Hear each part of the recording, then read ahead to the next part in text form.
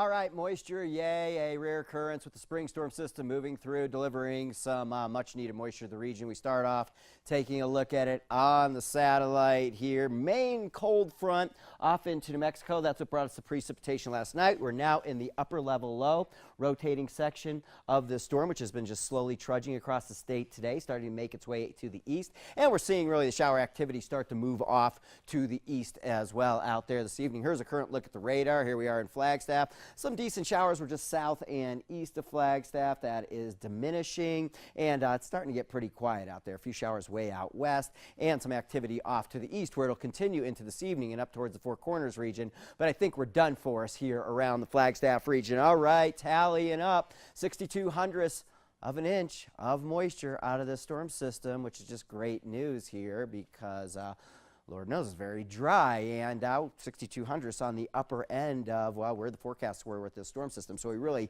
squeaked out just about everything this storm system had. Speaking of being on the upper end, some snowfall reports. How about the Grand Canyon at the south rim picking up 6 inches of snowfall? That was mainly early this morning. Williams 1 inch here in Flagstaff, and also in Belmont just over a half of an inch of snow. All right, how about snow out on the Tinder Fire site? Well, this is a tweet out of the Arizona Department of Forestry, and it's snowing at fire camp. And reports out of the fire are that the fire was greatly laid down, and fire activity was diminished due to the moisture out there today, and that helped firefighters get a lot of great work done on the fire down there today. All right, well, that's great news. Okay, we showed this slide yesterday. Is it uncommon to see snow in the area here in May? No, it's really not that uncommon. Of 118 years dating back all the way to 1898, it's happened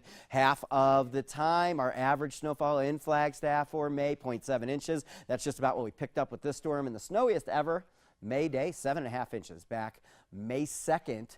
In 1901, way back on this day. All right, and I don't see any more snow in the forecast for us this May. Okay, the webcam over the last few hours shows some showers moving through, and right here towards the end of the cam, and they kind of clear out. Temperature outside right now, 35 degrees, and I just stepped out of the studio here at the campus NAU, and it's mostly sunny skies. Winds out of southwest at 10 miles per hour. Okay, overnight tonight for us, we are forecasting a freeze at 28 degrees. Do you have to worry about your plants out there tonight? Not really so much. Most of the bulbs that went in the winter are pretty cold hardy. The tulips out there, and they can really withstand temperatures down to around 29. We're forecasting 28 tonight, but it's kind of a wet cold, and that kind of helps protect them a little bit more than a dry cold. You may want to protect some of your more valuable flowers that have popped up out there. Fruit trees like the apple trees and the peach trees can withstand temperatures down to 25 degrees. So I don't think we're in a big danger of losing a lot of those fruit tree